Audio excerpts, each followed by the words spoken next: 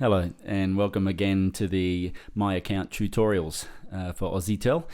Today we're doing part 2 of the click-to-call editing of click-to-call configurations in the My Account area. So we'll jump back into My Account, again using the username and password that you've been issued by the Aussietel team. And let's come back into the click-to-call service by clicking on Services and then scrolling down to the click-to-call section, coming across to Config and clicking on Edit. Okay, so in the previous lesson we've looked at elements of the dialing order, the destination number, the delivery email, out of hours label, and the barring of mobiles and international. So today let's look at the active service times. So you have control over when the actual click-to-call button or code that we've supplied you, when that is active in your website, as opposed to the time-based routing, which means that when the service is active, being able to time-based route service usage. So the active service times is making the service active or non-active in your site. So you have the ability to simply keep it open 24/7 by doing the drop-down boxes to 24/7. And remember, it is broken up through weekday and then Saturday and Sunday. So you can make it live 24/7 by simply clicking 24/7 for all days and then pressing update. Or you can choose to have it open for a time period.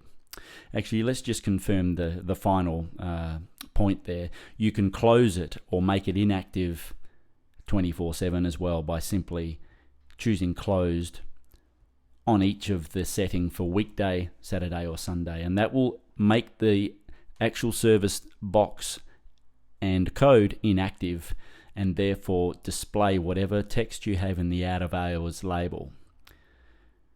So setting it for a time period, and you have this control over weekday, Saturday and Sunday again.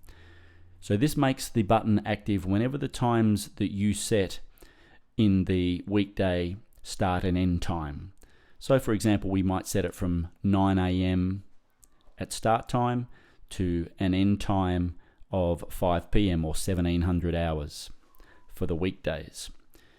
Now for Saturdays we might work for 4 or 5 hours in the morning, so we might set it for 9 AM start time on a Saturday, going through to 1300 or 1 PM end time on a Saturday.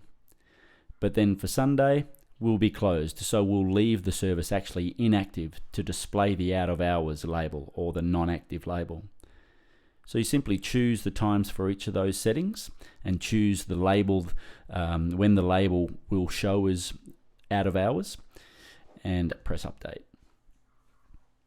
So again, it comes up with the green confirmation that the change has been made, and that is simply how you set the active service time on your service as opposed to the time-based routing, which we'll go through in lesson 3.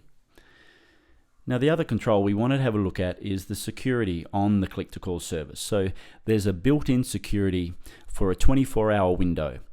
Any IP address or phone number that uses the service 3 times within a 24-hour window will automatically be blacklisted or barred. It's for the purpose, obviously, of not letting robot programs misuse your service. So if you click on Manage IPs, for example, it'll come up with a window showing you the previous history of IP addresses on your service. So it shows the IP address that the customer has used, the number of hits or the number of times they've used it, and the last hit time. Now, auto blacklist means that have they used it 3 times, in which case if they have, they will be automatically blacklisted. And then you have control over blacklisting, i.e. stopping them or barring them from using that service again, or whitelisting. So in other words, opening up the ability for them to override the three times usage in a 24-hour period and whitelist that IP address to allow them to use it. So that's the IP address, and if we come back down and click on the manage phones, you'll see exactly the same control. So it'll show you the phone number that has been put into the text box for your service to call, the number of hits that that phone number has been hit or used the service, and again the last hit time.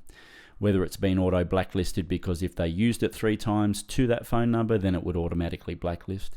And again, being able to blacklist them manually yourself or whitelist them. So for example, you might be setting up a new service and you want to allow the calling to a phone number for a testing facility or ability to say yes to that phone number.